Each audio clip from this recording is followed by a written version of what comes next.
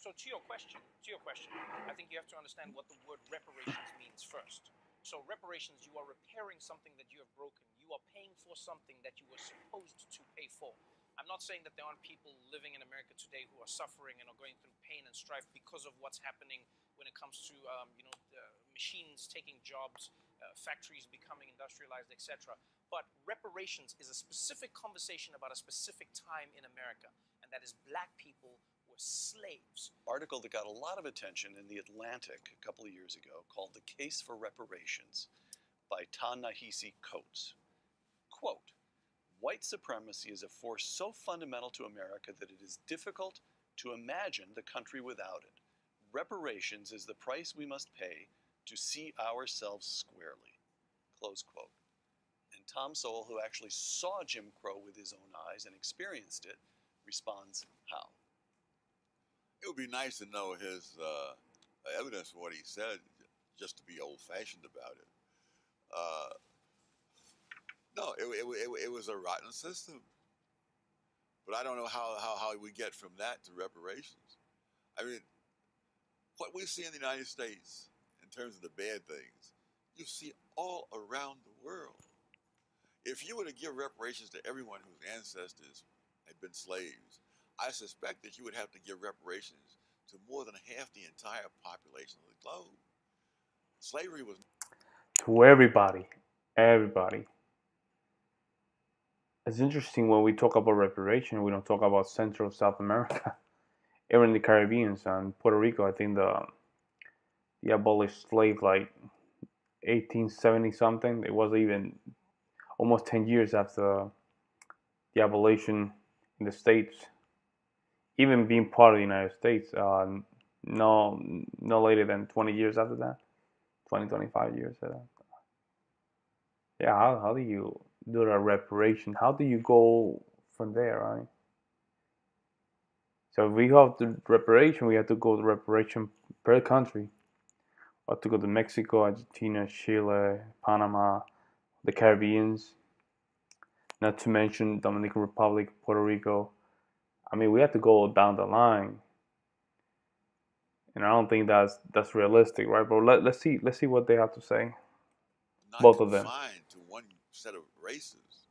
I suspect that most of the people who were either slaves or slave owners around the world were neither white nor black.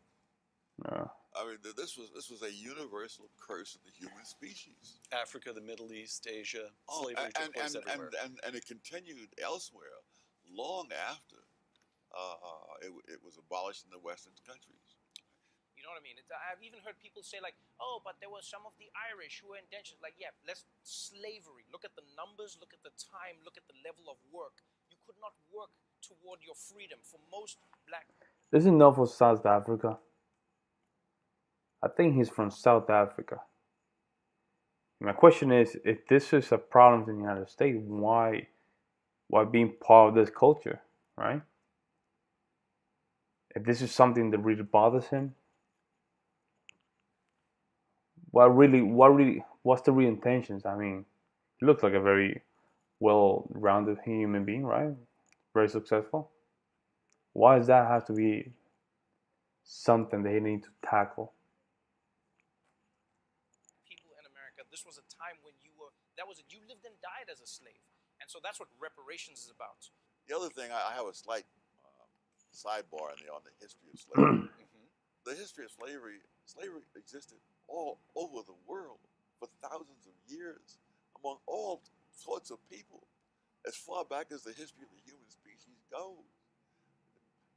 It's one of many evils that the left tries to localize, when in fact it is a universal evil. But more than that, as much as slavery is repudiated around the world today, prior to the 18th century, I know of no serious effort to abolish the institution anywhere. Anywhere. Not in Africa, not in the Arabian Not world. in Africa in the 21st century. When Adam Smith wrote in 1776 that the only place in the world where slavery had been abolished completely was Western Europe. And so this was as late as the year this country was founded. Yes. And so the idea that this is something that the United States had that nobody else had, or other countries that didn't have, it's been estimated that there are more slaves in India than in the entire Western Hemisphere. That's Oh, wow. and that's before and after Columbus got here. Wow. And so I hear what you're saying, but I think that's a completely separate conversation that needs to be had about the now. Because if you are not careful, what you then do is you combine everybody's suffering into the same ball, and you make it seem like all injustices have the same weighting, and they don't. Just like crimes, theft isn't the same as murder. We don't try them the same way. And as much as there is a white person who's suffering today, I feel for anybody who's suffering, because I know what it's like to be poor. I know what it's like to suffer. I didn't come from a wealthy family. We struggled when I was growing up, but I also understand that there are levels of that suffering. And so sometimes white people, it does block a white person, because you go white privilege, and the person goes, I'm poor and I'm white. Where's the privilege? White people are like, I wish I could activate my white privilege. I wish I could do it right now. White privilege, give me something. Cringy, not funny. My question will be for him, for Noah, right? It will be if he will just ask Thomas Sowell, okay, let's say Thomas Sowell say, okay, you're right. Everything you say, you're right. So from where that money will come from, right? It will just come from people who are Caucasian, or majority white, or people that are wealthy, right? If people that are wealthy, that means that you might have to just put your ounce for that reparation. Now, are you willing to do that? Are you willing to even practice that? Or are you willing to say, you know what, Noah, me, you seem like you have some skin in a Caucasian demographic. Okay, you have to put your, I guess you have to put your sense too, right? I don't know. Let's see what he says. I get that. I get that. Trust me, I get it. It is hard to accept that you have benefits because of the color of your skin if you cannot see the benefits that you have. The book that I'm writing now, That's I crazy. discover this is true not only in the United States, it's true in England, and the situation is wholly different. And yet, if you read the data, for example, from London, the educational tests and so forth, you see that there, immigrants from Africa pass this test they have. I'm talking about low-income people now. Nearly 60% of the time. Blacks from Caribbean, like 50%, so on. Native-born whites in the same low-income bracket pass this test 30% of the time. And it's the same thing. The foreign people come in, they haven't had generations of being steeped in the welfare state vision, the vision of grievances, victimology, and resentments. The idea that there are enemies out there dedicated to keeping you down.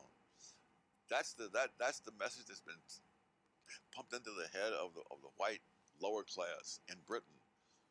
And that's he might be talking about Scotland and Ireland, Northern Ireland. I don't know too much about the British situation, but I think he's just talking about that. Maybe the English being, putting us down and all that stuff. It might be, culturally, it might be ingrained. So I think he's just comparing the two. That's the image that's been pumped into the black low-income people in the United States, and the results are the same in both cases. But the thing I try to explain to something up to the spirit. Think of it more like golf. Don't think of it as privilege, then think of it like a handicap, right? In golf, they acknowledge that you are in a position where you need so many advantages to be competitive in the game. Is that we ought not to be doing this? There are various laws and policies that benefit one group at the expense of another. But I think affirmative action has the distinction of being one that it harms everybody, though in different ways.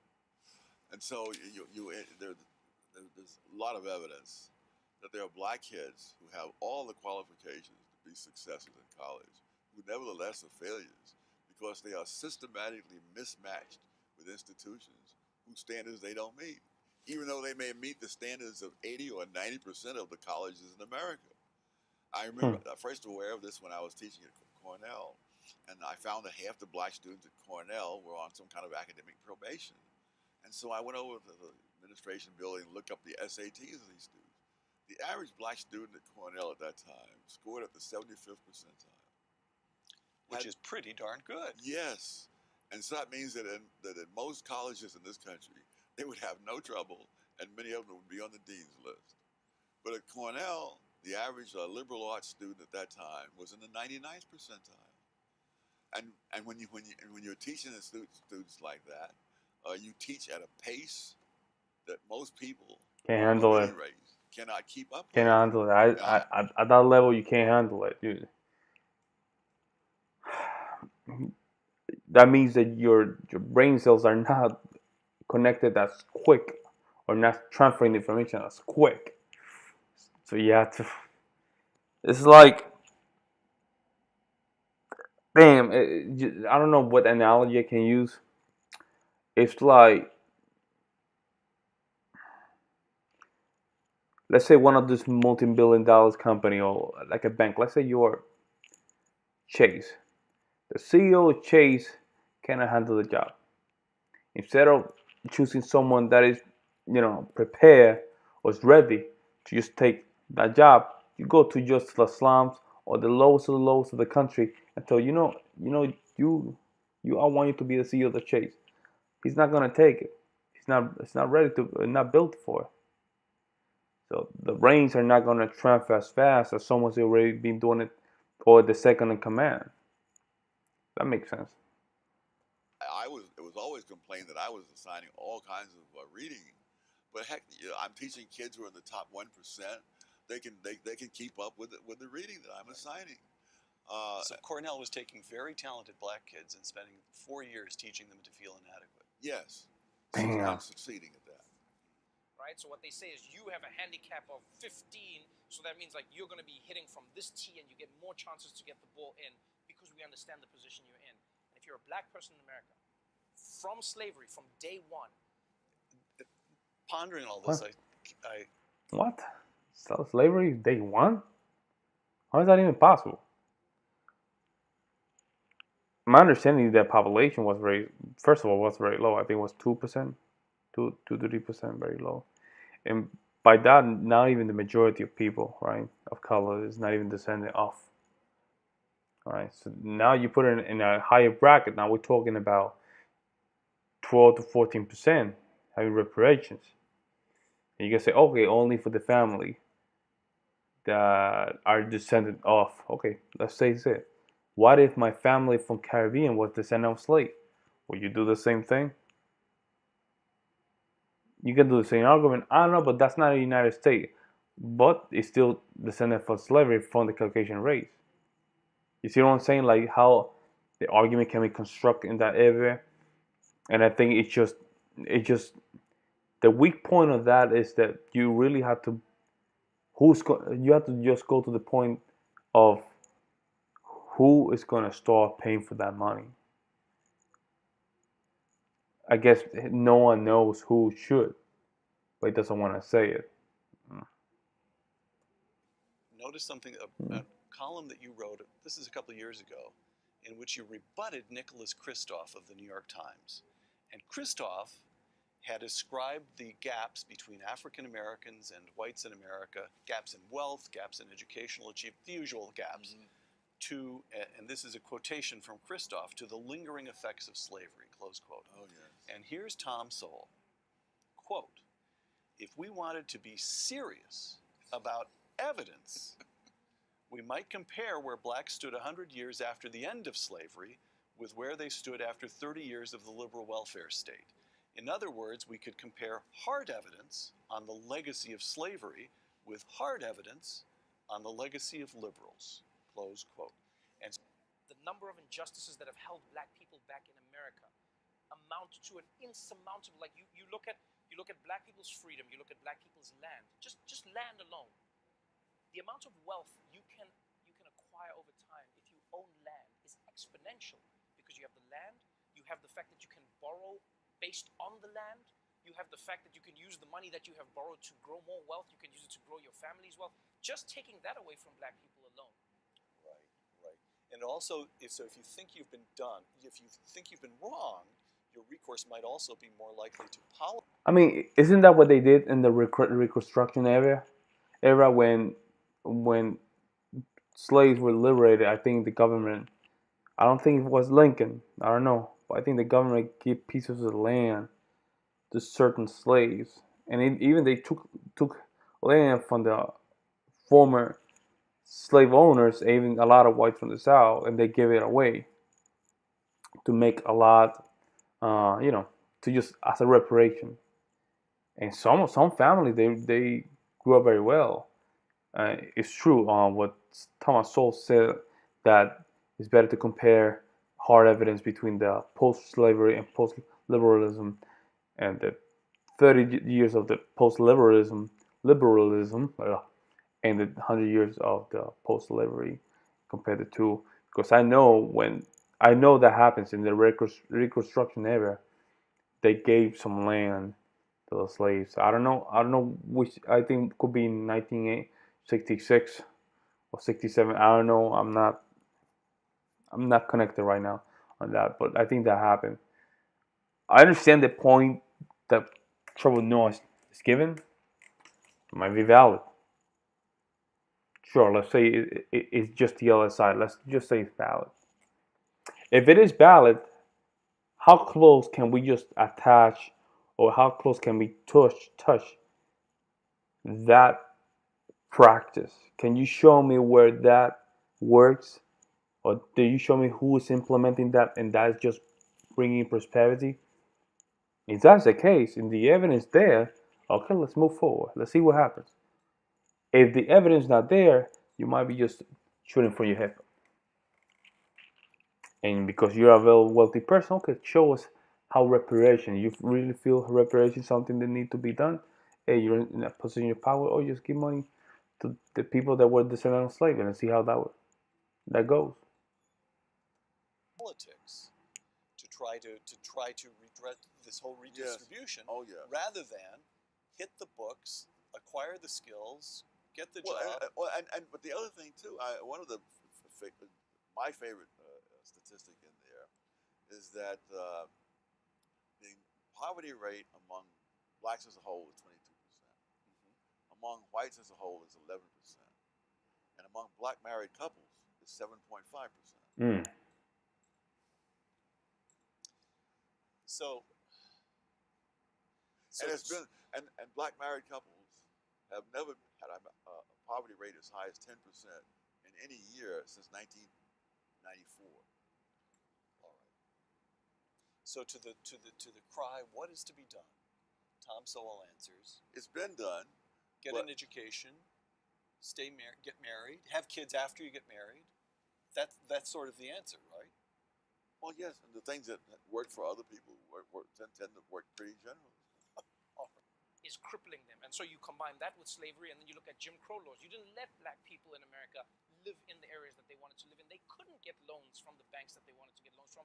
And then on top of that, when they started getting the loans from American banks were found to be giving them higher interest rates, when in fact they were the same risk as many of the other races that they were giving loans to. So when you combine all of those things, I think it's safe to say that black Americans have a conversation that they need to be having with the United States. Doesn't involve me, doesn't involve white people, it's like, yo, American. It doesn't involve you, but you're saying your opinion. You see?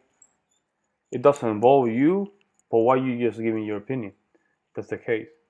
If it's not involve you, you have to be quiet. See? If it doesn't involve you, you have to be quiet. You cannot say anything. Nothing wrong. There's nothing wrong to admitting that you want to be part of the conversation. I don't see nothing wrong with that. But then you just giving an opinion, and at the end you say, hey, nothing to do with me. And you just putting it out there. But you just putting it out there, and they say, it's like just throwing a rock and just hiding your hands. It's like, this doesn't work like that, bro. If you want to have this conversation, okay, have this conversation, but don't say all these things. At the end, I'm not the one that's gonna have this conversation. Government, Weak. the black people. That's it. Have that conversation. In terms of political leaders, People clapping. all the incentives politically I might just from another planet. to blame all problems in the black community on the a larger society. And that enables them to take on the role of being the defender of the black community against enemies, which in turn creates the situation. My question will be for Thomas Sowell. What could be the solution for this? You have the evidence, but what can we do? I know get married, have kids after marriage, finish high school. I think is the other one. I think that's a great start. But how can we just move forward as a bigger masses? Situation in which many blacks don't feel that anything that they do is going to help themselves unless it's done politically as a group. Oh, I see. There's no point. I mean, why would you, if you believe what they say, why would you want to knock yourself out in school, knowing that the man is not going to let you get anywhere? Well, one of the most pathetic things I heard recently was a young black man saying that at one point he thought he would join the Air Force and become a pilot, and then he says he realized that the white man is not going to let a black man become a pilot, and he was saying this decades after the Tennessee Airmen had established their reputation in combat in Europe. But the hopelessness is one of the big products of the race industry. That you have Race no industry. chance. I remember giving a talk at Marquette, and at the end of the talk, among the questions that was asked, young black man got up and he said, "Even though I am graduating from Marquette University, what hope is there for me?" And having gone through college when I was in the 50s, I don't remember any blacks saying that in the 1950s, when there was a lot more obstacles to overcome than there were when this guy's graduating from Marquette. But you have to produce that kind of feeling in order to serve the interests of those in the race industry. Somewhere, watching this interview, there's a young Thomas Sowell. I already saw that. There's an African American who's smart and wants to do something with his life. Yeah, I saw that already. There is two-sided stories. One says no victimhood. The other one is just a pure victim. I don't know. What do you guys think?